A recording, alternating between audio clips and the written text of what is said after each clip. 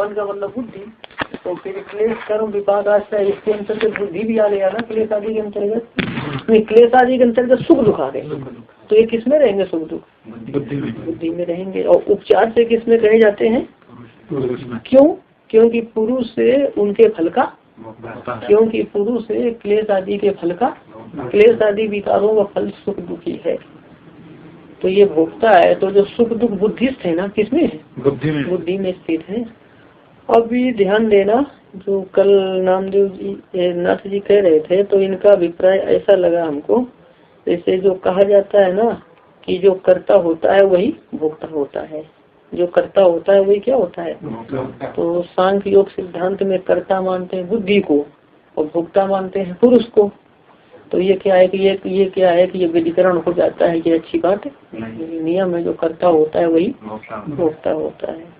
इस प्रकार जो है ना दूसरे दर्शन वाले क्या है, सांख्य योग सिद्धांत का खंडन करते हैं कि ये बुद्धि को कर्ता मानते हैं और भोक्ता मानते हैं पुरुष को, तो ये अच्छी बात नहीं है ना। तो आप ध्यान देना, यहाँ पर जिस अर्थ में ये एक सांख्य योग के विरोधी यहाँ पर भोक्ता शब्द का प्रयोग जिस अर्थ में करते हैं, तो वहाँ भोक्ता का अर्थ ये समझ लेंगे यहाँ पे, जैसे कि वो सुख दुख का अधिकरण को भोक्ता कह रहे हैं। सुख दुख के अधिकरण को क्या कह रहे हैं? भाई सुख दुख का अधिकरण जो होगा तो सुख दुख उसी में होंगे, हैं? तो ये बताइए फिर ये सुख दुख किसमें है सांख्य योग सिद्धांत के अनुसार? बुद्धि में। तो आप जिस अर्थ में भोक्ता को ले रहे हैं उस अर्थ में बुद्धि ही भोक्त्री हो रही है। उस अर्थ में भोक्त्री कौन हो रही है? बुद्धि हो रही है ना। पुरुष क्या है कि प्रकाशक है, दृष्टा है। अब इस सांख्य योग ग्रंथों में ये आता है कि पुरुष क्या है? भोक्ता है। पुरुष क्या है? तो भोक्ता का मतलब सुखी दुखी होने वाला नहीं है, वो सुखी दुखी होने वाला नहीं है, सुख दुख का अधिकरण नहीं है, बल्कि भोक्ता का अर्थ क्या है कि प्रकाशक, क्या है? प्रकाश करने वाला। तर्क संग्रह की परिपृष्ठ व्याख्या में है सुख दुख अन्यतर साक्षात्कारो, सुख दुख अन्यतर का साक्षात्कार भोग है, सुख दुख अन्यतर का अनुभव भोग है ना। तो भोग करने वाला का मतलब क्या? अनुभव करने वाला, जानने वाला, प्रकाश करने वाला, है ना। तो अब जो सांख्य योग दर्शन में जब पुरुष को भोक्ता कहा जाए तो उसका क्या अर्थ है? प्रकाशक। क्योंकि प्रकाश जड़ करेगा कि चेतन करेगा?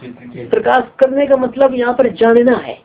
जब आत्मा, जैसे सूर्य का प्रकाश जब कहा जाए तो भौतिक प्रकाश है जो कि नेत्र से दिखाई देता है, आत्मा प्रकाश रूप है। यदि कहीं ऐसा कहा जाए तो ये भौतिक प्रकाश जो चक्षु से ग्राह्य है वो नहीं लेना है, ज्ञान के लिए प्रकाश शब्द का प्रयोग है ना, ज्ञान के लिए।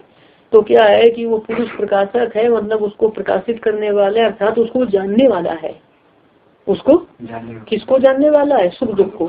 तो जो तत्फल से भोक्ता कि बुद्धि में स्थित क्लेश आदि के फल जो सुख दुख है, क्लेश आदि के फल सुख दुख किसमें स्थित है? तो उनको जानेगा कौन? पुरुष। तो भोक्ता करते है जानने वाला, प्रकाशक है। ये बात आई समझ में। अब ये सांख्य योग दर्शन की स्थिति है। अब जो लोग खंडन करते हैं ना कि ये कर्ता मानते हैं, किसको? बुद्धि को। भोक्ता मानते हैं पुरुष को। तो ये सांख्य योग सिद्धांत को समझकर ऐसा खंडन कर रहे हैं, बिल्कुल अनभिज्ञता से खंडन करते हैं। अनभिज्ञता से पुरुष जो है ना, पुरुष को जब भोक्ता कहा जाता है तो उसका सुखी दुखी होने वाला है क्या? तो फिर वो क्या है कि वो सांख्य योग सिद्धांत की अनभिज्ञता से खंडन करते हैं। और कोई भी वादी जब दूसरे के मत का खंडन करता है तो उसको ठीक ठीक समझने का प्रयास नहीं करता है, उसके अपने शब्दों में उसके अर्थ को लिख करके और अपने भावों में ढाल करके लिख करके खंडन कर देता है। उसके मत को ठीक ठीक समझना है तो उसी शास्त्र को पढ़ने से पता चलेगा। जो उद्धृत होते हैं ना पूर्व पक्ष, उनसे कुछ पता नहीं चलता है। ये बहुत ही कपटपूर्ण लोगों का व्यवहार है। 90% खंडन इसी तरह का वो चालाकी का है, चालाकी का है। उस सिद्धांत को बिना समझे खंडन करना।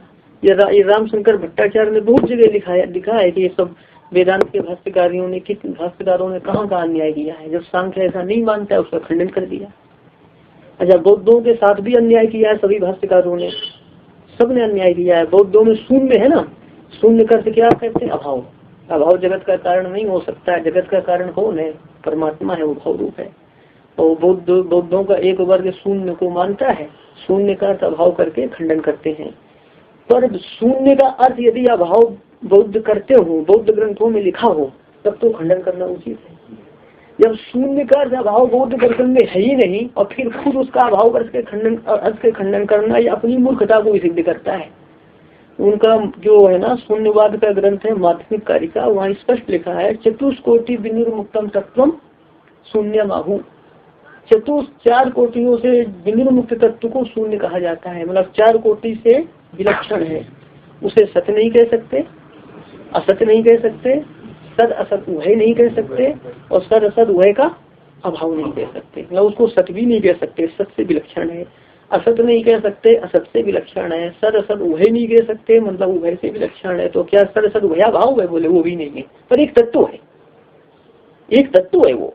मतलब इन शब्दों से उसका निर्वचन नहीं किया जाता है, वो विलक्षण है। वो क्या कह सकते हैं कि इन शब्दों का विषय नहीं है, सबसे पर तत्व है, भावरूप है। तो जब ये बौद्ध ग्रंथों में शून्य का अर्थ लिखा हुआ है तो वही हुआ ना प्रामाणिक। अब इसका खंडन कोई करके दिखाए। तो ये जितने है ना ये सब क्या है कि ये परमत में द्वेष के कारण लोग ऐसा करते हैं। यदि सही से बौद्ध दर्शन को पढ़ समझना है तो उनके ग्रंथ देखिए आप, तो उन्होंने ऐसा कहीं कुछ नहीं कहा है। वेदों को प्रमाण नहीं माना एक अलग बात है, पर शून्य का अर्थ जो ऐसा जो है ना ये ब्रह्म सूत्र के भाष्यकारों ने पंचदशीकार ने जो लिखा है ये अच्छी बात नहीं है, तो ऐसा कहीं नहीं मानते हैं। तो जैसे कि ये आप देखते होंगे कि जो आ जाता है ना योग दर्शन का खंडन, ये भी गलत है, ये भी अनुचित है। ये बहुत अनुचित है। वो भोक्ता कर यही है उसको जानने वाला।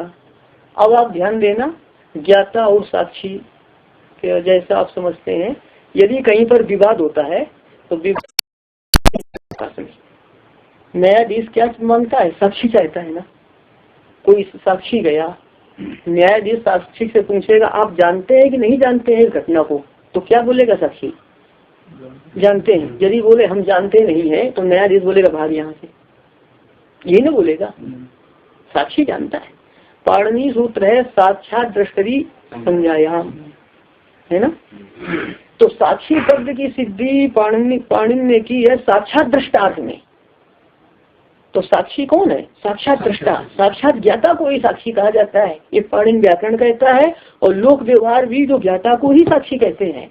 ये है उसे रागत द्वेष से रहित तो होना ही चाहिए, पर जो ज्ञाता अलग और साक्षी अलग, ये भी लोक व्यवहार से परे है ये कहना और पाणिनि व्याकरण से भी विपरीत है। लेकिन किसी दर्शन की अपनी परिभाषाएं हैं, वैसा कोई बनाए तो दूसरे को कोई आपत्ति नहीं है, पर ये कोई सार्वजनिक ना तो ये लोक प्रसिद्ध अर्थ है और ना ही ये व्याकरण सिद्ध अर्थ है। साक्षात दृष्टि संज्ञायाम पाणिनि कहते हैं, नहीं कह सकते हैं तो साक्षी मात्र है ज्ञाता नहीं है। ये क्या पागलपन करते हो तुम, तो अंधा है क्या वो है? तो ये तो इसलिए यहाँ जो है ऐसे अलग अलग भेदक शब्द आपको नहीं मिलेंगे। तो जिस अभिप्राय से आप जो है ना ये दूसरे लोग खंडन करते हैं, उस अभिप्राय से भोक्ता समझना, वो तो किसको समझा जा सकता है? बुद्धि को। पर यह सांख्योग दर्शन में जब भी भोक्ता शब्द प्रयुक्त होगा तो वो प्रकाशक के लिए, साक्षी के लिए ही प्रयुक्त होता है। अब भी कहे कि बुद्धि कर्त्री बुद्धि भोक्त्री, तो बुद्धि का मतलब बुद्धि के साथ तादात्म्य होने से पुरुष अपने को कर्ता मानता है और बुद्धि में सुख दुख होने से, तादात्म्य होने से पुरुष अपने में मान लेता है। तो मानने का कारण क्या है? अज्ञान। क्या कारण है? अज्ञान के कारण मान लेता है, पर वास्तव में है क्या? और कुछ बोल लो। अच्छा हाँ, ब्रह्म की बताए देते हैं। तो ये है, तो तटस्थ दृष्टि से अध्ययन करना चाहिए। अध्ययन की रीतियां ही गलत है, लोग मान लेते हैं। तो तुम्हारा पहले ही निर्णय हो गया, हमारा ये सिद्धांत के बारे में पढ़ने की जरूरत क्या हुई? सिद्धांत तो पढ़ने के बाद पता क्या निर्णय किया जाता है सत्य सिद्धांत क्या है, पढ़ने की जरूरत ही नहीं। ये बताता हूँ, मतलब आचार्य शंकर भी इसका भोक्ता का अर्थ से प्रकाशित करते हैं। इस अर्थ में हम आपको दिखा रहे हैं। ये बृहदारण्यकोपनिषद है, मैं बता देता हूँ मैं कहाँ कर रहे हैं। अच्छा, ये प्रथम, ये बहुत बड़ा है, 424 पेज पर है।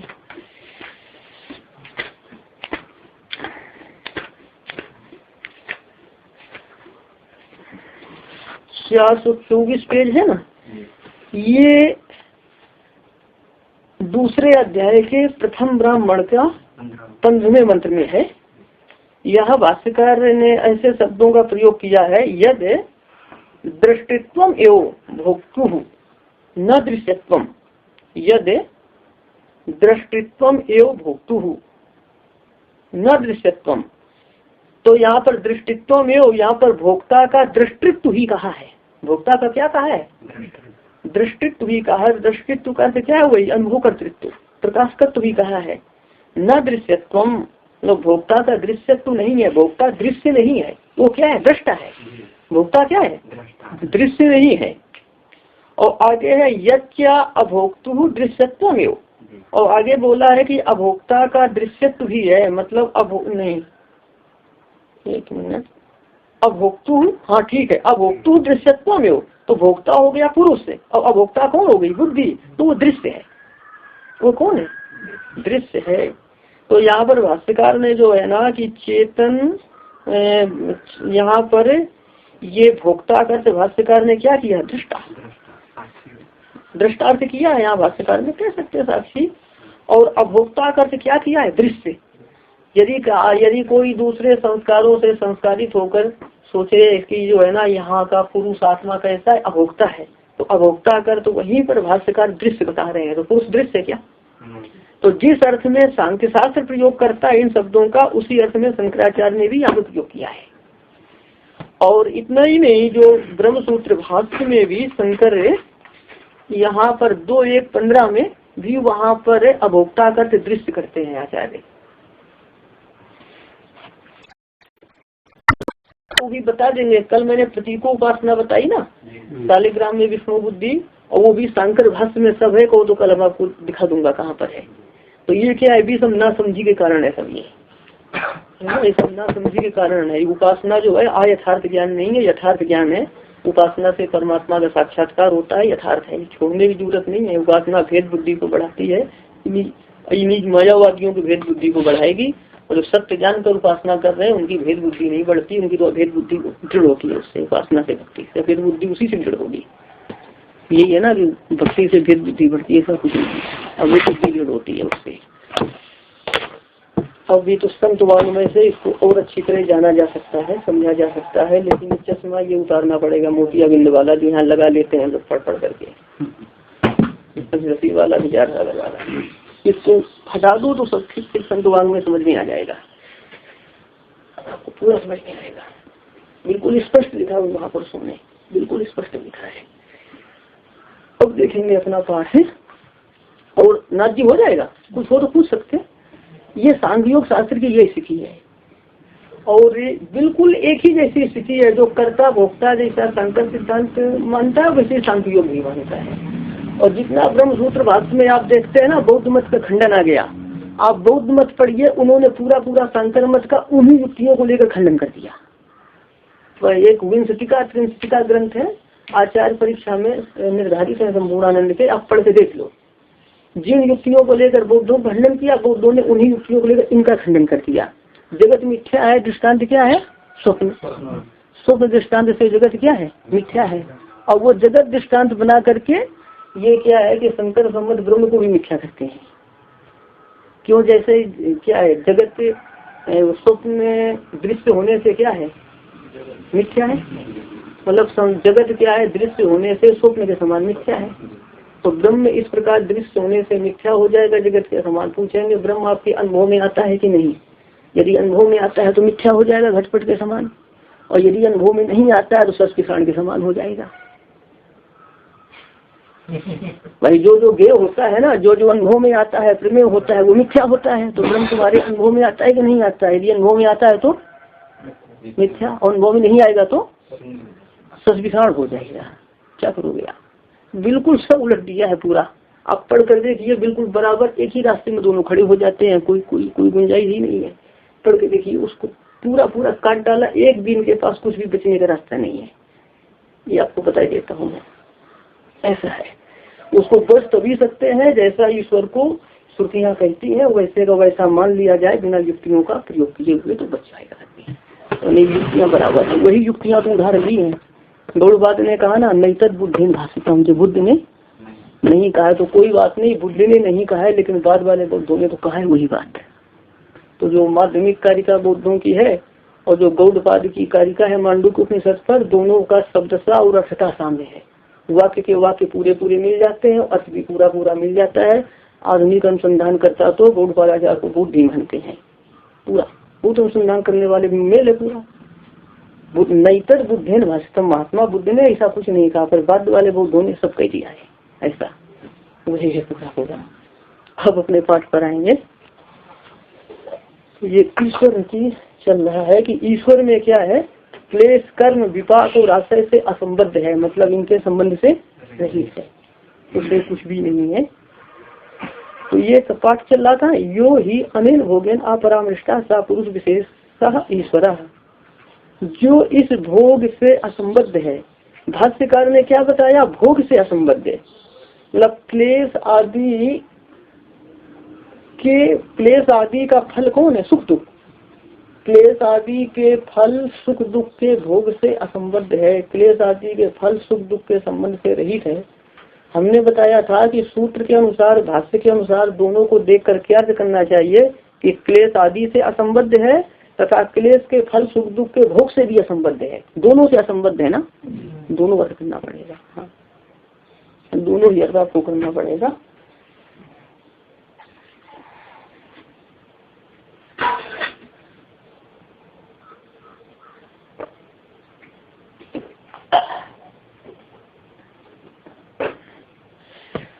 पाठ कहाँ गया, अच्छा, बौद्धों में भी बड़े बड़े योगी हुए हैं, कुछ सामान्य नहीं सोचना आप, जहाँ से वो हो ग्रहण कर लेना चाहिए। बड़े बड़े साधक, बड़े बड़े योगी उनमें हुए हैं।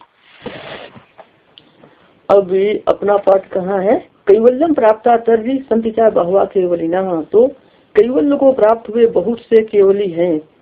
कैवल्य का अर्थ है मोक्ष, और केवली का क्या अर्थ है, मुक्त, कि मोक्ष को प्राप्त किए हुए बहुत से मुक्त हैं। तो बहुत से कहा है ना योग दर्शन ने कि मुक्त बहुत है, तो शास्त्र इसका समर्थन करते हैं। मुक्ता नाम परमागति, विष्णु शास्त्र नाम है ना, मुक्ता नाम, मुक्तों के परम आश्रय भगवान है, तो मुक्ता नाम बहुवचन का प्रयोग किया गया है ना, मुक्त बहुत है। इदम ज्ञानम उपाश्रित्य मम साधर्म्य आगता, सर्गे की लोभ जायन्ते, और प्रलय ना मम साधर्म्य आगता बहुवचन है ना, सर्गे की लोभ जायन्ते, मतलब इस ज्ञान का आश्रय लेकर के जो मेरे साधर्म को प्राप्त हो गए हैं, मतलब कैवल्य को प्राप्त हो गए हैं, तो सर्गे की न उपजायन्ते, वे सृष्टि के होने पर उत्पन्न नहीं होते हैं और प्रलय में व्यथित नहीं होते हैं। तो जो कैवल्य को प्राप्त कर चुके हैं, तो वहाँ भी बहुवचन का प्रयोग किया है। अब कोई उपाधि को लेकर के बहुत तो नहीं कह सकते, उपाधि है नहीं। और गीता में पहले क्या, द्वितीय अध्याय में ज्ञानेन तु तद अज्ञानम एसाम नासितम, ज्ञानेन तु तद अज्ञानम एसाम नासितम आत्मनः, एसाम बहुवचन है ना, कि जिनका अज्ञान ज्ञान से नष्ट हो गया है। तो जब क्या है कि अज्ञान नष्ट हो गया तो वो कोई उपाधि रही, तो तेसाम बहुवचन का प्रयोग कर दिया, एसाम तेसाम, तेसाम आदित्य ज्ञानम प्रकाशयति तत्परम, तो यहाँ भी बहुवचन, तो मुक्तों के बहुत को ये सब बताता है। अच्छा, तो योग शास्त्र है, तो योग शास्त्र के अनुसार ही चले। अब देखेंगे आगे कहाँ गया पाठ है, ईश्वर तत्संबंधो न भूतो न भावी है ते ही। अच्छा, वे तीन बंधनों को नष्ट करके, उन्होंने तीन बंधनों को नष्ट कर कैवल्य को प्राप्त किया है ही, ये वर्ष में कर लेंगे। उन्होंने तीन बंधनों को नष्ट करके ही, उन्होंने तीन बंधनों को नष्ट कर ही कैवल्य को प्राप्त किया है। तीन बंधनों का नाश करके, तीन बंधन है प्राकृतिक, वैकारिक और दक्षिणा। भाष्य में आगे आएंगे, इसलिए हम व्याख्यान नहीं कर रहे हैं। तीन बंधन कौन हो गए, प्राकृतिक, वैकारिक और दक्षिणा। जो प्रकृति लीन होते हैं ना, उनके बंधन को कहते हैं प्राकृतिक। और जो एक क्या भोग विदेह आया था ना, तो विदेह नामक देवताओं का बंधन क्या है, वैकारिक है। और जो क्या है कि ये आत्मज्ञान का प्रयास न करके और जो अन्य कर्म करते रहते हैं, तो भी मुक्त हो जाते हैं क्या। तो जो विभिन्न लोकों की प्राप्ति रूप जो बंधन है, वो कौन सा बंधन है, दक्षिणा बंधन। जो आत्म साक्षात्कार का प्रयास नहीं करते हैं, विभिन्न लोकों में आते जाते हैं, विनाशी लोकों में आते जाते हैं, उनका बंधन हो गया दक्षिणा। और विदेह देवताओं का बंधन हो गया वैकारिक। और कौन थे, प्रकृति लीन, प्रकृति लीन का बंधन हो गया प्राकृतिक। और भाष्य में यथा स्थान आएगा तो वही बता दिया जाएगा अब देखो बहुत अच्छी बात बताते हैं, ईश्वर से क्या तत्संबंधा और उनके साथ तत्संबंधा का अर्थ तेन संबंधा और उनके साथ ईश्वर का संबंध है। किनके साथ? बंधन के साथ है? ईश्वर का तही कर लेना सही सहा, ईश्वर का बंधन के साथ संबंध न था और न होगा। मतलब ईश्वर का बंधन से संबंध न था और न, ईश्वर के साथ पहले बंधन का संबंध था। अच्छा, जो मुक्त हो गए अभी, तो पूर्व में उनका बंधन था कि नहीं था? जो अभी मुक्त हो गए हैं उनका पूर्व में बंधन था और ईश्वर का बंधन पूर्व में था। तो ये बताते हैं यहाँ पर, हाँ, ईश्वर का उनके साथ संबंध मतलब बंधन के साथ संबंध ना तो था और ना ही होगा, और ना ही होगा। जैसे प्रकृति लीन है, तो प्रकृति लीन जो व्यक्ति है, जो आत्मा है, उसको बताया था कि आत्म साक्षात्कार नहीं हुआ, लेकिन पुनर्जन्म भी नहीं हो रहा है, लीन होकर के पड़ा है। तो आगे उसको फिर जन्म प्राप्त हो जाएगा, आगे बंधन हो जाएगा। तो प्रकृति लीन को बंधन हो जाएगा, ईश्वर को कभी बंधन होगा क्या? तो ईश्वर की उत्कर्षता सबसे अधिक है। और ये ध्यान देंगे, कहाँ गया, यथा मुक्त से, यही है ना, यथा मुक्त से पूर्वा बंध कोटि प्रजायते, जैसे मुक्तात्मा की पूर्व में बंधन वाली कोटि होती है, जैसे मुक्त आत्मा की पूर्व में बंधन वाली अवस्था ज्ञात होती है। कोटि करते स्थिति या अवस्था, जैसे मुक्त आत्मा की पूर्व में बंधन वाली अवस्था ज्ञात होती है। मुक्त होने के पहले क्या था उसका? बंधन था। अच्छा, पर ईश्वर का बंधन कभी था क्या? न एवं ईश्वर से, ईश्वर से एवं न, ईश्वर का इस प्रकार पूर्व में बंधन वाली कोटि नहीं ज्ञात होती है। पूर्व में इस प्रकार ईश्वर की बंधन वाली कोटि ज्ञात नहीं होती है। तो ईश्वर और मुक्त में एक यही अंतर हो गया कि मुक्त का बंधन पहले था, बाद में मुक्त हुआ। मुक्त का बंधन पहले था और बाद में मुक्त हुआ, और ईश्वर का बंधन कभी भी नहीं था। एक अंतर हो गया ना। जो युक्त योगी और युंजान योगी, हाँ, युक्त तो नित्य योगी कहे जाते हैं। कौन युक्त मतलब युंजान योगी का मतलब है वो साधन में लगा हुआ है, और युक्त का मतलब वो साधन सिद्ध हो गया है ना। साधन सिद्ध हो गया मतलब साधना परिपूर्ण हो गई उसकी। लेकिन पहले इसके जो क्या था, युक्त होने के पहले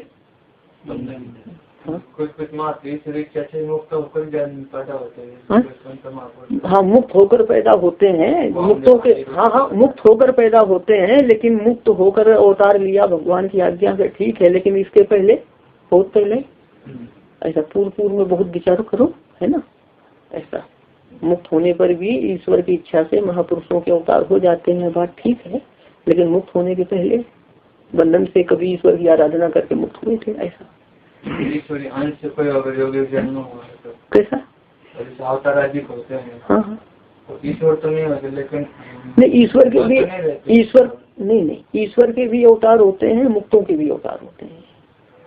हाँ, जैसे भगवान के अवतार होते हैं वैसे भगवान के भक्तों के अवतार होते हैं, बड़े बड़े योगियों के भी अवतार होते हैं। उसमें क्या, मुक्तों के अवतार तो मानने वाले मानते ही हैं। लेकिन हरियोगी मतलब पहले युक्त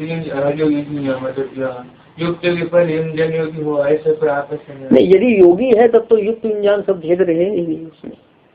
योगी है तो योग साधना की है तो रहेंगे। योग शास्त्र के अनुसार तो मानना ही पड़ेगा। वैष्णव सिद्धांत में जरूर मानते हैं कि कुछ जीव अनादिकाल से बंधन से रहित कुछ अनादिकाल से बंधन रहित माने गए हैं वैष्णव सिद्धांत में। जब भगवान को कभी बंधन नहीं है तो भगवान के जो अनन्य सेवक हैं उनको भी कभी, हाँ वो, लेकिन योग शास्त्र में इसी चर्चा नहीं है। वैष्णव सिद्धांत में ऐसा मानते हैं, जैसे रामचंद्र भगवान नित्य मुक्त हैं तो उनके परिकर लक्ष्मण और हनुमान ये सभी नित्य मुक्त हैं।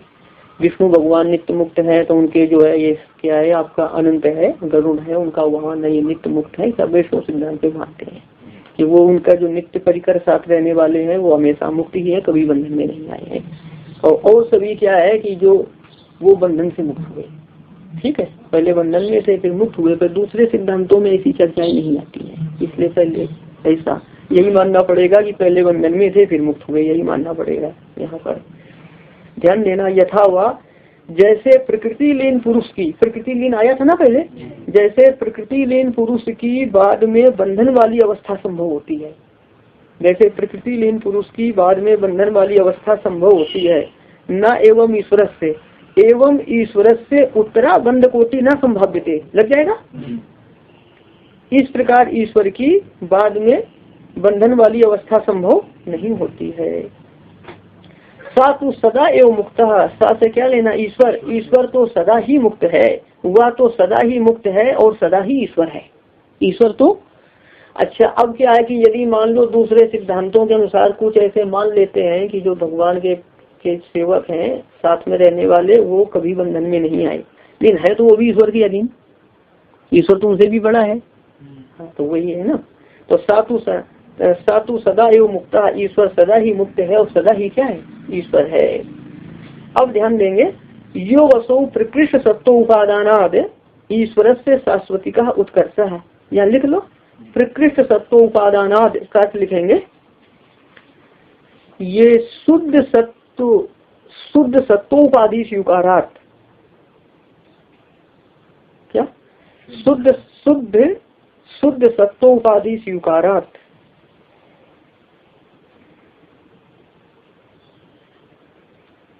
क्या लिखा, हाँ, शुद्ध सत्वोपाधि स्वीकारात अथवा शुद्ध सत्वमयोपाधि स्वीकारात। हमसे तालव्य वर्ण का उच्चारण नहीं होता है, नए लोग ध्यान रखेंगे उसका। क्या, शुद्ध सत्वमयोपाधि स्वीकारात, शुद्ध सत्व उपाधि के स्वीकार करने से या शुद्ध सत्वमय उपाधि के स्वीकार करने से, मतलब परमात्मा का जो शरीर इंद्रिय है वो कैसा है, शुद्ध सत्व का है, शुद्ध सत्वमय है, शुद्ध। जैसे ध्यान देना, ये संसार कैसा है, त्रिगुणात्मक है।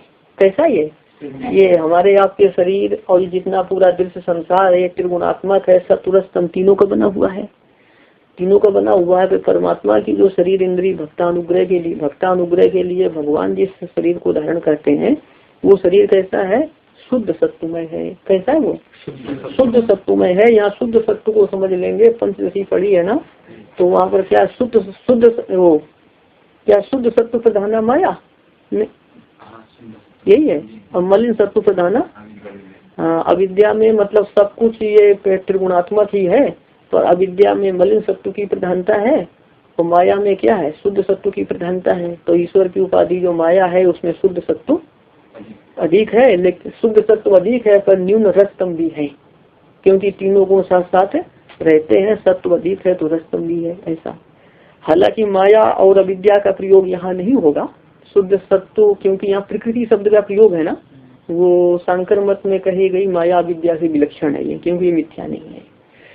और ध्यान देंगे तो ये शुद्ध सत्व को हम बताना चाहते हैं, तो ये योग सिद्धांत के अनुसार भी क्या है कि ये उपाधि क्या है, शुद्ध सत्व, तो भगवान का शरीर इंद्रिय सब शुद्ध सत्व का बना है। वैष्णव सिद्धांत के अनुसार जो भगवान की उपाधि शुद्ध सत्व है वो रजतम के संपर्क से सर्वथा रहित है, रजतम का लेस भी उसमें नहीं मानते हैं, है ना, रजतम का लेस भी नहीं मानते हैं, पर सांख्य योग और शांकर मत के अनुसार है लेस।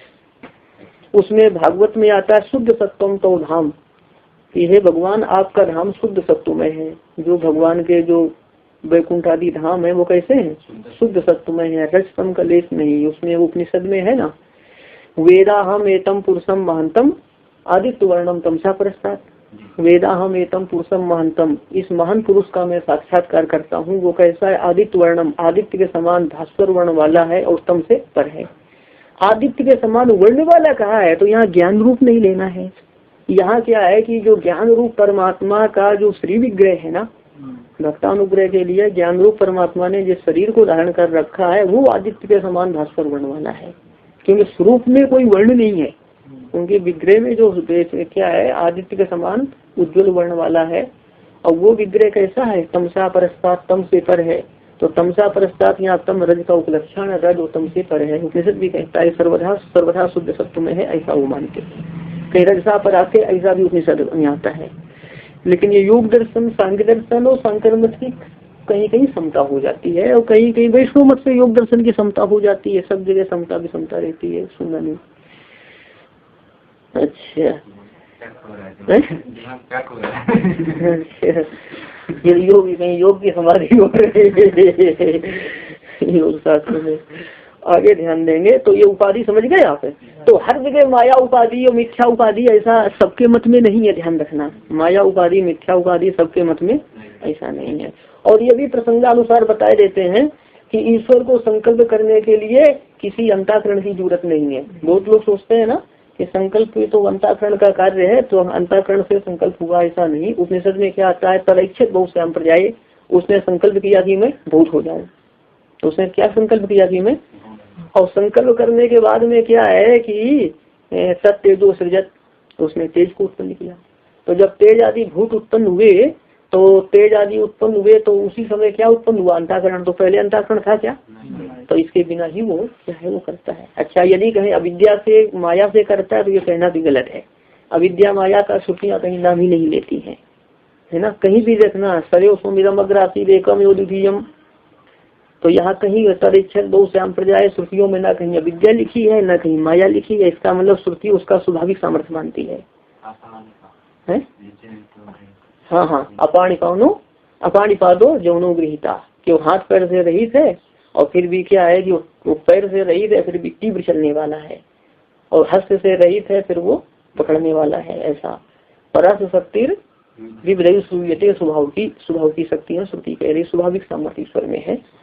तो यहाँ पर अब ये पाठ देखेंगे अपना, कहा गया कि यो असो की जो यह असौ का अन्वय होगा शाश्वतिका उत्कर्षा के साथ। यह असौ दोनों प्रथमांत पद है, इसका अन्वय किसके साथ है, शाश्वतिका के साथ और उत्कर्षा के साथ। कि शुद्ध सत्व उपाधि को स्वीकार करने के कारण ईश्वर का जो यह शाश्वतिक उत्कर्ष है, शाश्वतिक उत्कर्ष है। शाश्वतिक का अर्थ है कि सदा रहने वाला। शाश्वत शब्द है ना, अव्यय है ना शाश्वत, तो शाश्वत भगवान शाश्वतिका। तो शाश्वतिका का अर्थ है सदा रहने वाला, सदा होने वाला। उत्कर्ष है, उत्कर्ष का अर्थ है श्रेष्ठता। उत्कर्ष का क्या अर्थ है, तो सदा रहने वाला उत्कर्ष किसका है, ईश्वर का है। और ये किस कारण उत्कर्ष है, प्रकृष्ट सत्व उपाधि स्वीकार करने के कारण। जो या प्रकृष्ट सत्व उपाधि को स्वीकार करने के कारण ईश्वर का शाश्वतिक उत्कर्ष है, सदा रहने वाला उत्कर्ष है। सा किम सानिमित्त, सा से क्या लेना है, वही शाश्वतिक उत्कर्ष है। ईश्वर का शाश्वतिक उत्कर्ष क्या प्रमाण वाला है, निमित्त का है प्रमाण, क्या वह प्रमाण वाला है। मतलब ईश्वर के शाश्वतिक उत्कर्ष में क्या प्रमाण है, ये मतलब है। सनिमित्ता करते प्रमाण वाला है, आओ स्वीति निर्निमित्त, अथवा ईश्वर का शाश्वतिक उत्कर्ष से बिना प्रमाण का है। मतलब यह है उसके शाश्वतिक उत्कर्ष में कोई प्रमाण है अथवा कोई प्रमाण नहीं है। दो पक्ष उठाए, इसमें प्रथम पक्ष का समर्थन आता है कि ईश्वर के शाश्वतिक उत्कर्ष में, तस्य का अर्थ है शाश्वतिक उत्कर्ष, कि उसके उत्कर्ष का शास्त्र प्रमाण है। ईश्वर के उत्कर्ष में क्या है, हाँ, उत्कर्ष का अर्थ है श्रेष्ठता। ईश्वर की जो सदा रहने वाली श्रेष्ठता है, ईश्वर सदा ही श्रेष्ठ रहता है, उसमें क्या प्रमाण है, शास्त्र। ब्रह्म सूत्र में आता है कि जो अविद्या निवृत्त होने पर जो मुक्त हो जाते हैं, तो क्या ईश्वर के साथ उसकी समता हो जाती है। ऐसी औवर्णिका शंकर भाष्य में भी उठाई है, सभी भाष्यकारों ने उठाई है। तो वहाँ सूत्र है जगत व्यापार वर्ज्यम, कि मुक्त जो है जगत का उत्पत्ति स्थिति लय रूप व्यापार नहीं कर सकते। मुक्त जगत की उत्पत्ति स्थिति लय, हाँ। अच्छा, तो ये क्या है कि शाश्वतिक उत्कर्ष ईश्वर का ही रहता है। अभी ध्यान देंगे अपना, तो उसमें उत्कर्ष में क्या प्रमाण हो गया, हाँ, उत्कर्ष में शास्त्र प्रमाण है। कि शास्त्र बताते हैं कि भगवान सबसे बड़े हैं, भगवान सबसे महान है। ये कौन बताता है, शास्त्र बताता है, सबसे बड़े भगवान है। और शास्त्रम पुनः किम निमित्तम, पुनः शास्त्र किस प्रमाण वाला है, मतलब शास्त्र में क्या प्रमाण है, शास्त्र किस प्रमाण वाला है, शास्त्र में क्या प्रमाण है। तो उत्तर देते हैं प्रकृष्ट सत्व निमित्तम, कि शुद्ध सत्व प्रमाण है। ईश्वर की जो शुद्ध सत्व उपाधि है वही शास्त्र में। क्यों, क्योंकि शुद्ध सत्व में शरीर को धारण करके, शुद्ध सत्व में उपाधि को धारण करके भगवान शास्त्र का उपदेश करते हैं। शुद्ध सत्व में शरीर को धारण करके भगवान शास्त्र का उपदेश करते हैं। इसलिए शास्त्र में प्रमाण क्या हो गया, शुद्ध सत्व। क्या बोला है यहाँ पर, प्रकृष्ट सत्व का अर्थ है कि भाई शुद्ध सत्व, बढ़ा हुआ सत्व। प्रकृष्ट का अर्थ है श्रेष्ठ, बढ़ा हुआ, हाँ, प्रकृष्ट सत्व शुद्ध सत्व उसमें प्रमाण है। क्या अन्योन्याश्रय, देखो सुन लो, बीज से अंकुर। अन्योन्याश्रय दोष कहाँ माना जाता है, जैसे कि दो व्यक्ति बैठे हों, ये बोलेगा जब ये जाएगा तब हम जाएंगे, दूसरा बोले नहीं जब ये जाएगा तब हम जाएंगे, तो किसी का जाना हो पाएगा? तो ऐसी स्थिति में अन्योन्याश्रय दोष हो जाता है ना। हाँ, दो नौकाओं को एक में बंद दिया जाए, नहीं वो छोड़ो अभी। तो ये अन्योन्याश्रय दोष यहाँ हुआ। बीज से अंकुर उत्पन्न होता है, अंकुर से बीज उत्पन्न होता है, तो अंकुर को किसकी अपेक्षा है और बीज को किसकी अपेक्षा है? तो माना जाता है अन्योन्याश्रय दोष होने से कार्य नहीं होता है। तो यहाँ अन्योन्याश्रय दोष होता है क्या? क्योंकि प्रवाह अनादि है। बीज से जो अंकुर हुआ, बीज से क्या हुआ? अंकुर, बीज से होता है अंकुर, तो बीज क्या हो गया? कारण। अंकुर क्या हो गया? अब जो बीज है ना वह कारण, तो बीज भी तो किसी अंकुर से उत्पन्न हुआ है, पर बीज ने जिस अंकुर को उत्पन्न किया है तो बीज अपनी उत्पत्ति के लिए उस अंकुर की अपेक्षा करता है क्या? तो यहाँ पर जहाँ पर प्रवाह चल रहा है वहाँ पर अन्योन्याश्रय दोष नहीं माना जाता है। तो यहाँ भी क्या है कि शुद्ध सत्वोपाधि और उसका शास्त्र का क्या है? प्रवाह है ना। प्रवाह चल रहा है ना कि भगवान जो है क्या है कि हर कल्प में जो है शास्त्र का उपदेश करते हैं उपाधि को धारण करके, तो अन्योन्याश्रय दोष यहाँ नहीं है ना। जहाँ प्रवाह होता है वहाँ दोष नहीं माना जाता, दोष नहीं होता सर्वत्र। शास्त्र का अर्थ वही श्रुति स्मृति इतिहास पुराण यही सब शास्त्र है। अब कुछ व्याख्याकारों ने शास्त्र का शास्त्र जन्य ज्ञान भी किया है, तो कोई बात नहीं, क्योंकि शास्त्र जन्य ज्ञान का विषय उसका उत्कर्ष किया जा सकता है, क्योंकि यहाँ पर प्रमाण वृत्ति को माना गया है ना। इसे शास्त्र का से किया है कुछ व्याख्याकारों ने शास्त्र जन्य ज्ञान, तो कोई बात नहीं, शास्त्र जन्य ज्ञान का विषय उत्कर्ष है, सीधे शास्त्र ले लो कोई बात नहीं। अब ध्यान देंगे एतयो शास्त्रोत्कर्षयो, एतयो से क्या लेना है? शास्त्रोत्कर्षयो ईश्वर सत्वे वर्तमानयो अनादि ही संबंध। ईश्वर सत्वे का अर्थ है ईश्वर की प्रकृष्ट सत्व उपाधि में, ईश्वर की प्रकृष्ट सत्व उपाधि में विद्यमान शास्त्र और उत्कर्ष। उत्कर्ष किसका? ईश्वर का। या ऐसा करेंगे ईश्वर की प्रकृष्ट सत्व उपाधि होने पर विद्यमान रहने वाले, क्या कहेंगे? ईश्वर की प्रकृष्ट सत्व उपाधि होने पर या शुद्ध सत्व उपाधि होने पर विद्यमान रहने वाले शास्त्र और उत्कर्ष का अनादि संबंध है। शास्त्र और उत्कर्ष का कैसा संबंध है? और शास्त्र और उत्कर्ष में वो का अनादि संबंध है कि अनादि काल से शास्त्र ईश्वर की उत्कर्षता का प्रतिपादन करते हैं। शास्त्र ईश्वर की उत्कर्षता का अनादि काल से प्रतिपादन करते हैं। बाद में शास्त्र बने, बाद में प्रतिपादन हुआ, ऐसा तो नहीं है ना, इसलिए अनादि संबंध बताया। अच्छा, आगे ध्यान देंगे एतस्माद् एतद् भवति। एतस्माद् का अर्थ है इस एतस्माद् कथनात्, इस कथन से, एतद् भवति का अर्थ है एतद् सिद्धो भवति, इस कथन से यह सिद्ध होता है, इस कथन से यह सिद्ध होता है, मतलब ज्ञात होता है।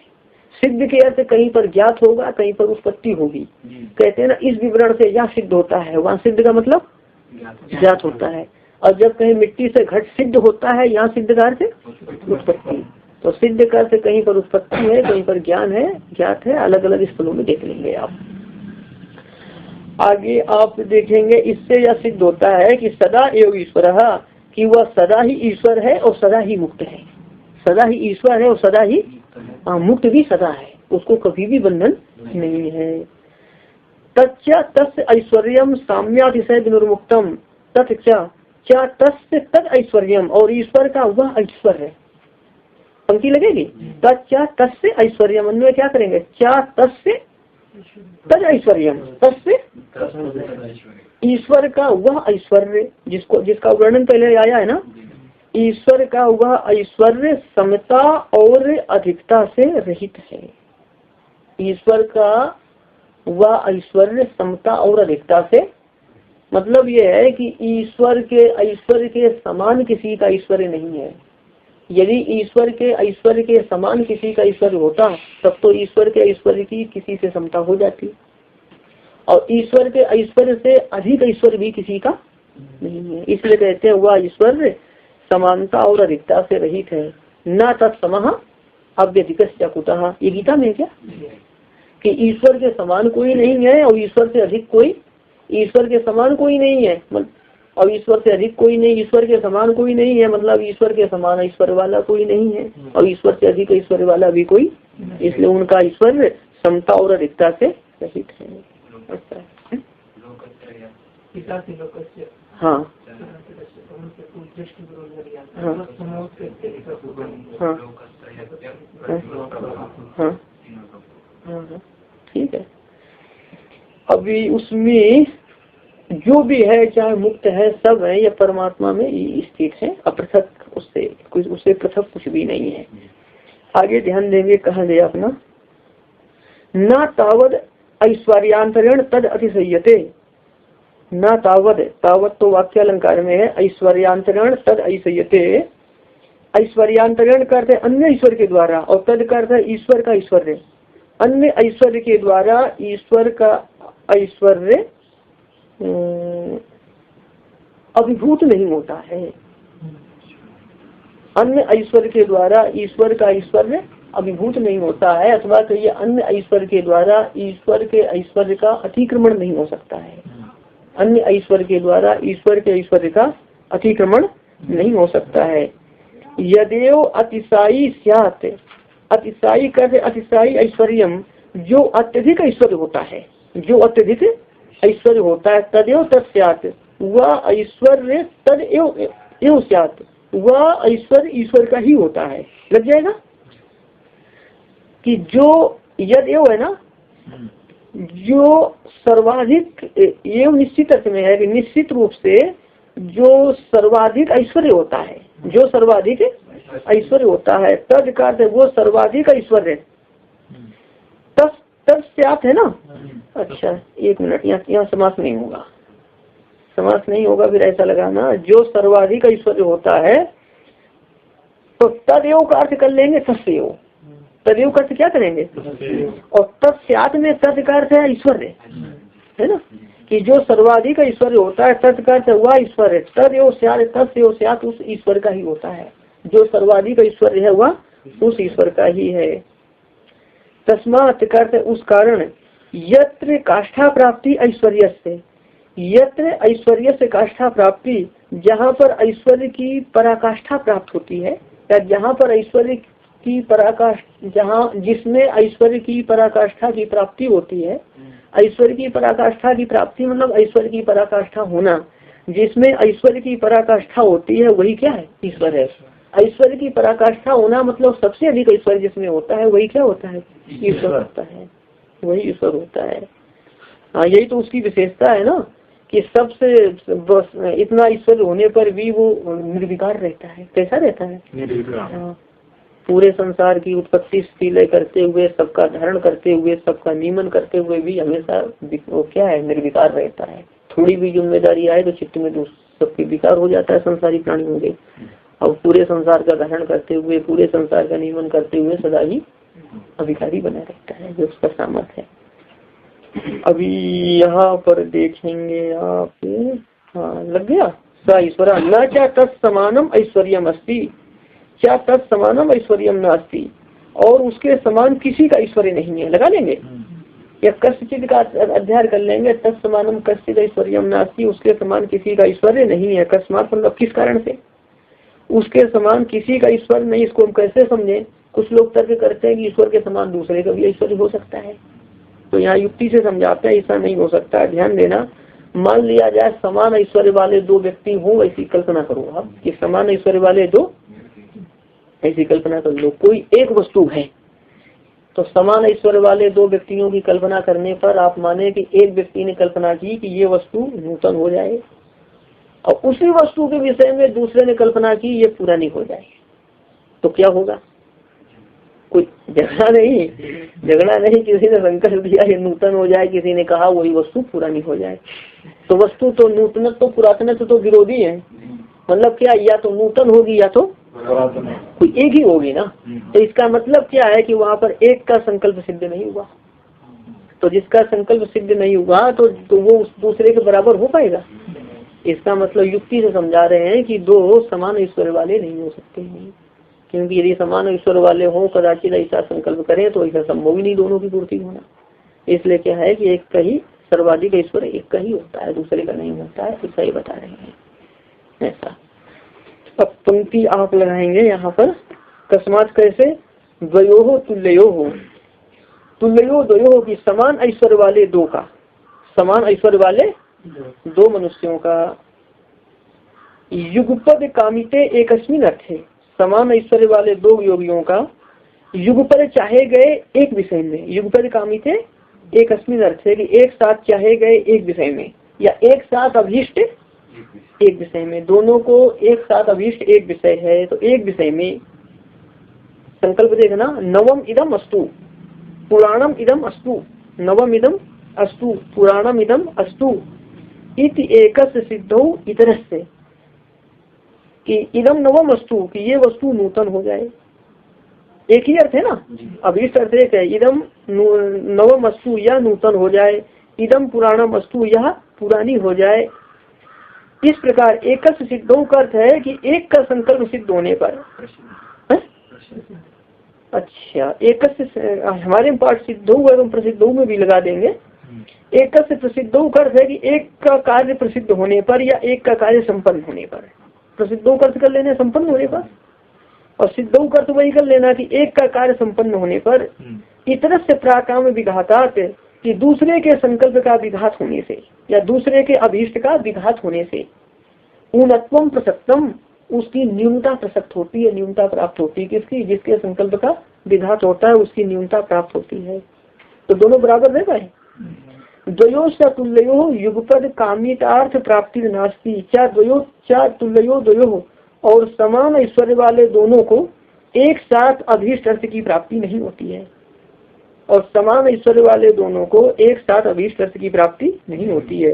समान ऐश्वर्य वाले मतलब ये कल्पित समान ऐश्वर्य वाले है ना, कि माने समान ऐश्वर्य वाले दोनों को एक साथ अभीष्ट अर्थ की प्राप्ति नहीं हो सकती है, क्योंकि अर्थस विरुद्धत्वाद, क्योंकि उनके द्वारा चाहे गए अर्थ विरुद्ध हैं, उनके द्वारा चाहे गए पदार्थ विरुद्ध हैं। एक कहता है नूतन हो जाए, दूसरा कहता है पुरातन हो जाए, तो नूतनत्व तो पुरातनत्व तो कैसे है यहाँ, क्योंकि पदार्थ का विरुद्धत्व है, क्योंकि दोनों पदार्थ विरुद्ध है, नूतन और पुरातन एक वस्तु तो एक ही प्रकार की हो सकती है। तस्मात् कहते उस कारण से यस्य साम्यातिशैर विनुर्मुक्तम ऐश्वर्यम, तस्मात् कहते उस कारण से यश ऐश्वर्यम जिसका ईश्वर समता तथा अधिकता से रहित होता है, जिसका ईश्वर समता तथा अधिकता से रहित होता है, सा एवं ईश्वर हुआ ही ईश्वर होता है। क्या सा पुरुष विशेषा, और वो कैसा होता है, पुरुष विशेष होता है। ईश्वर की महिमा संक्षिप्त में आ गई, ज्यादा है तो ये उपनिषद में वेदांत शास्त्र में देखनी चाहिए। ईश्वर की महिमा बहुत है। अब ये ध्यान देंगे कि ईश्वर की महिमा जो आई है, जिन्होंने पंचदशी पढ़ी है वो बताएं उसमें ईश्वर की ज्यादा महिमा है, इसमें ज्यादा महिमा है।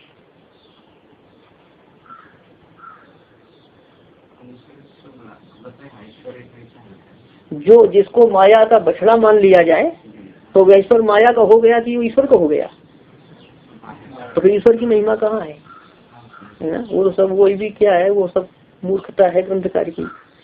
माया जिसके अधीन है उसको माया को बिछड़ा बनाया। तभी रामसुखदास जी महाराज बिल्कुल मना करते थे पंचदशी पढ़ना, कभी गीता प्रेस के संस्थापक भी मना करते थे, ये सब नहीं पढ़ना, कभी भी मना कर देते थे। हाँ, उसमें वो बोले ईश्वर को माया का बछड़ा बताया है, जबकि माया उसके अधीन है। तो जो माया के अधीन है तो उस प्रक्रिया, बुद्धों की प्रक्रिया चल गई ना उसमें। तो इस कारण से ही सेठ जयदयाल गोविंद का जो गीता प्रेस के संस्थापक थे स्वामी रामसुखदास जी मना करते थे, ऐसे ग्रंथों को नहीं पढ़ना कभी भी। तो इसमें क्या है कि इसमें ईश्वर की इसमें महिमा अधिक है। यहाँ तो कोई ऐसा भी माया उपाधि वाला भी नहीं माना। और फिर भी ब्रह्मसूत्र भाष्य में शंकर ने कहा है कि पुरुष विशेषा ईश्वरा, जो योग सूत्र में कहा गया वो उचित नहीं है। तो पुरुष विशेष ही योग सूत्रकार मान रहे हैं, बड़ा नहीं मान रहे हैं, लेकिन स्वयं वो क्या मानते हैं, तो पुरुष विशेष तो मानते हैं, मतलब वो भी तो पुरुष ही है, चेतन आत्मा ही तो है। पर ऐसा कहना उचित बनता भी नहीं है, क्योंकि खुद को स्वयं की स्थिति जब डामाडोल है तो योग के ऊपर क्या खंडन करना। योग में तो उससे ज्यादा ही बड़ा मान लिया गया उसको, कभी ईश्वर नहीं रहेगा ऐसा भी योग नहीं मानता है। अच्छा, आगे देखेंगे तो हाँ, और वह पुरुष विशेष ही है, चेतन है। गीता प्रेस से जो बोलो बोलो भैया, ये जो हमारे दर्शन शास्त्र में हाँ हाँ उनका मत क्यों अलग अलग होता है, एक दूसरे को विरोध क्यों करता है? देखो भाई, सत्य तो ये है, आप बिल्कुल ठीक कहे हैं कि इतना विरोध इन शास्त्रों में है नहीं। अपनी अपनी परंपराएं चलाने के लिए एक मानवता के में दीवारें खड़ी की हैं बाद वाले लोगों ने कि हमारा संप्रदाय चलता रहे, हमारी गद्दी चलती रहे, हमारा नाम चलता रहे, बाकी ईश्वर एक है। और ईश्वर की सृष्टि में इतनी विभिन्नता ईश्वर नहीं कर सकता है। भगवान इतना भेद कर सकते हैं क्या? अच्छा, आप इस बात को ध्यान रखना कि जो महापुरुषों के अवतार होते हैं वो भेदभाव को मिटाने के लिए होते हैं। इस बात को आप मानते हैं? पर उनके अनुयायी उनके नाम पर एक संप्रदाय, एक परंपरा, एक संगठन खड़ा कर देते हैं। महापुरुषों के जितने अवतार हैं भेदभाव को मिटाने के लिए हैं, पर उनके अनुयायी क्या करते हैं? उनके नाम पर एक अलग संगठन खड़ा कर देते हैं। तो दोष किसका हुआ? और फिर आप तो शिवानंद आश्रम से हैं, स्वामी शिवानंद जी का तो कितना उदारवादी दृष्टिकोण रहा है। वर्तमान की छोड़ दो, शिवानंद जी बिल्कुल समदर्शी महापुरुष थे और चिदानंद स्वामी जी जैसा तो कोई संत भी मिलना मुश्किल है। हमारी उनकी काफी निकटता थी, अच्छी तरह बहुत बार दर्शन किया, पास बातचीत भी की। वो बहुत बड़े, उनके मन में ऐसा कोई भी भूत नहीं था। शिवानंद स्वामी जी कृष्ण के भक्त थे, चिदानंद स्वामी जी राम के भक्त थे। मुंबई में किसी को कैंसर हो गया, डॉक्टरों ने जवाब दे दिया कि बचेगा नहीं कभी भी। स्वामी जी को बताया, स्वामी जी ने कहा तो अपने घर में राम लक्ष्मण सीता की पूजा शुरू कर दो। और पूजा किया, शुरू किया, सारा कैंसर सब ठीक हो गया उसका। ऐसे बड़े महापुरुष थे वो तो बिल्कुल समन्वयवादी थे। अब कितना वो बिल्कुल पूर्ण समन्वयवादी हुए। वहाँ पर किसी भी प्रकार का भेदभाव नहीं। चैतन्य महाप्रभु की जयंती होली के दिन बहुत धूमधाम से शिवानंद में मनाते हैं, कोई भेद नहीं है। अब नई पीढ़ी वाले बिगाड़े तो अलग बात है, 2 पीढ़ी में कोई भी भेद नहीं हुआ है। सभी संप्रदायों का पूरा सम्मान शिवानंद आश्रम में होता रहा है, हर संप्रदाय का बराबर सम्मान हुआ है। यहाँ भेद किसी के साथ नहीं किया गया। और स्वामी शिवानंद ने सब दर्शनों पे कुछ न कुछ लिखा भी है। उनकी तो बहुत उदार दृष्टि है। तो आप जिस संस्था के हैं वहाँ के महापुरुषों को देखिए, और ये भेदभाव बाद में करते हैं। वास्तव में इतना भेद नहीं हो सकता है ईश्वरीय सृष्टि में। यहाँ तो हिंदू मुसलमान का भी भेद शिवानंद आश्रम में नहीं है। और जबकि ये सब जगह आपको मिल जाएगा, तो ये तो उनकी महानता ही को माननी पड़ेगी। यहाँ मुसलमान, ईसाई, हिंदू ऐसा कुछ भी भेद शिवानंद आश्रम में नहीं रहा है।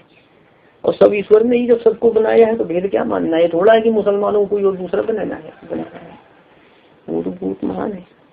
ये तो बाद वाले लोग करते हैं। आचार्यों में भी जैसे शंकराचार्य थे, बहुत उदारवादी थे, बहुत काम किया राष्ट्र के लिए, समाज के लिए। तो उनके अनुयायियों ने बाद में और उल्लेख करके भेद कर दिया होगा। हम उनको तो नहीं कहेंगे, वो महापुरुष ही थे। ऐसे ही सब जगह समझ लेना आप। और तटस्थ दृष्टि से देखेंगे तो ऐसा कोई बड़ा भेद नहीं रहेगा। जैसे बुद्ध को लोग काटते हैं ना, जबकि बुद्ध ने वेद के विपरीत एक शब्द भी नहीं कहा है। महात्मा बुद्ध ने कुछ भी नहीं कहा है। बुद्ध ने कहीं भी वेदों की निंदा नहीं की है। वो भी तो भगवान के 24 अवतारों में एक अवतार माने जाते हैं। बुद्ध ने कुछ भी ऐसा नहीं कहा। इतना जरूर था कि पशु हिंसा बहुत ज्यादा बढ़ रही थी। अब ये उनको कहो कि पशु हिंसा मत करो तो लोग कहते थे कि वेदों में कही गई हिंसा, जबकि वेदों में हिंसा कही नहीं गई है। अब कोई कोई लोग वेदों में हिंसा मानते हैं, वस्तुता नहीं है। तो वेदों में हिंसा कही गई है इसलिए हम करते हैं। तो बुद्ध ने कहा भाई ये बात छोड़ दो, वेदों में हिंसा कही गई है, इस बात को आप छोड़ देना, हम जो कह रहे हैं मान लेना। तो उनका हिंसा छुड़ाने में भी अभिप्राय था, और कुछ भी महात्मा बुद्ध ने नहीं कहा है। वो तो जीवन मुक्त महापुरुष थे। हाँ, बाद के अनुयायियों ने तो उन्होंने भी ग्रंथ लिखे, बहुत किया, जैसा सबके संगठन बना के करते हैं। तो बुद्ध ने ऐसा कुछ भी नहीं कहा है कभी भी। विष्णु सहस्त्र नाम में परमात्मा का एक नाम शून्य भी आया है, क्या करोगे? भगवान सब में है। अच्छा, भगवान सभी भाषाएं जानते हैं। आप संस्कृत में प्रार्थना करोगे, चाहे हिंदी में करोगे, चाहे उर्दू में, चाहे फारसी में, सुनते कि नहीं सुनते? संस्कृत में कृष्ण शब्द है, कन्हैया शब्द तो संस्कृत का नहीं है। तो उसको कन्हैया कहें, विट्ठल कहें, तो वो जानता है कि नहीं कि हमको ही तो कन्हैया ही कह रहे हैं। ये हमको कृष्ण कहता है, हमको कन्हैया कहता है। वही ईश्वर जानता है कि ये हमको राम कहता है, और यही हम ये राम नाम, ये हमको राम कहकर बुला रहा है, वो अल्लाह कहकर के हमको ही बुला रहा है। भगवान जानते तो है, ये राम कह करके हमको बुला रहा है, अल्लाह कहकर हमको ही बुला रहा है, वो गॉड कह करके हमको ही बुला रहा है। भगवान जानते कि नहीं जानते? तो सबकी प्रार्थनाएं सुनते हैं, सबको फिर देते हैं। भगवान तो हृदय का प्रेम देखते हैं, तो इसलिए कोई बहुत उदार हृदय होना चाहिए क्षमता का। भगवान तो ऐसे है ना, एकम सद विक्रा बुरा बदंती, एक परमात्मा को बहुत प्रकार से वर्णन करते हैं। ये थोड़ा है कि हिंदुओं को ही वो ठीक फल देते हैं, दूसरे को नहीं देते, ऐसा कुछ नहीं। सब उनकी ही लीला है, सब कुछ उनका ही काम है। तो किसी भी पद्धति से आराधना करो वो भगवान स्वीकार करेंगे। ये है कि और अगर वो द्वेष नहीं करे, किसी प्राणी को पीड़ा नहीं दे, इनका पालन होना चाहिए। सभी परंपराएं ठीक है, सभी मत ठीक है। तो ये है, मतलब बाद में ऐसा संगठन आ जाते हैं ना कि खंडन मंडन होता है, उस दृष्टि से मैं बोल देता हूँ, और सत्य दृष्टि तो यही है कि बस। अब देखेंगे तत्र निरतिशयम सर्वज्ञ बीजम, तत्र का अर्थ उस ईश्वर में सर्वज्ञता का बीज निरतिशय होता है। सर्वज्ञ कौन है? परमात्मा। और सबसे ज्यादा सर्वज्ञ भगवान ही है, भगवान से बढ़कर कोई सर्वज्ञ। योगी का भी ज्ञान बहुत है। योगी जब जिस विषय को जानना चाहेगा तब जान लेगा, जब जानना चाहेगा तब, और नहीं जानना चाहेगा तो। और भगवान हमेशा जानते हैं। अंतर हो गया। भगवान जो है ना, भूत वर्तमान और भविष्य तीनों कालों के पदार्थों को एक साथ जानते हैं। वर्तमान भूत भविष्य सभी कालों के पदार्थों को एक साथ भगवान जानते हैं। यही भगवान की सर्वज्ञता है। उनसे कुछ भी छिपा नहीं रहता है, कुछ भी छिपा नहीं रहता है। तो तत्र का ईश्वर में सर्वज्ञ बीजम, कहीं पाठांतर है, कहीं सार्वज्ञ बीजम है कि उस ईश्वर में सर्वज्ञता का बीज निरस्य होता है। उस ईश्वर में सर्वज्ञता का बीज पराकाष्ठा को प्राप्त होता है। अब सर्वज्ञता का बीज क्या है भाष्य में बताया जाएगा। तो ये जो ईश्वर का प्रकरण आया है उसका इतना ही सारांश समझ लेना कि जो इसमें जो यम नियम आसन प्राणायाम की जो प्रक्रिया है उससे चल करके हम अपने लक्ष्य को प्राप्त कर सकते हैं, अथवा ईश्वर की भक्ति करके भी हम उसी लक्ष्य को प्राप्त कर सकते हैं। जो लोग एकाग्र चित्त से भगवान का नाम जपते हैं, ध्यान करते हैं, तो उनके प्राणायाम आदि अपने आप होते रहते हैं, स्वाभाविक होते हैं, उन लोगों के समाधि भी हो जाती है। और मान लीजिए कि इतना आनंद में भक्ति नहीं है तो भी योग शास्त्र की प्रक्रिया से आसन प्राणायाम प्रत्याहार करना है, तो अन्य ध्येय की अपेक्षा भगवान को ध्येय बनाकर चले तो ज्यादा अच्छा रहेगा। भगवान को ध्येय बना ले, जो अपना आराध्य देवता हो उसको ध्येय बना ले, और अपना भगवान के नाम का चिंतन करते हुए, भगवान के स्वरूप का चिंतन करते हुए किसी भी प्रकार उससे ज्यादा सब होता है। योग शास्त्र का या योग सूत्रकार तो ईश्वर का नाम ले ही रहे हैं। काकड़ा बना ना, काकड़ा भजन उसमें काकड़ा सुबह शाम सुबह होता है। हाँ। तो पूर्वासुर ने उनके जो रचना की ना ध्वनि की, उसमें ऐसी रचना की कि आपका प्राणायाम अपने आप हो जाता है। उनको ऐसे के प्राणायाम भी हो जाते हैं, मेडिकली भी उन्होंने प्रूव कर दिया कि हाँ ऐसे प्राणायाम होता है। तो पर योग साधना सबको जरूरी है, आसन प्राणायाम सबको जरूरी है। किसी भी मार्ग का पथिक हो साधना योग की करनी ही पड़ती है उसको। ओम पूर्णमदः पूर्णमिदं पूर्णः पूर्णमुदच्यते पूर्णस्य पूर्णमादाय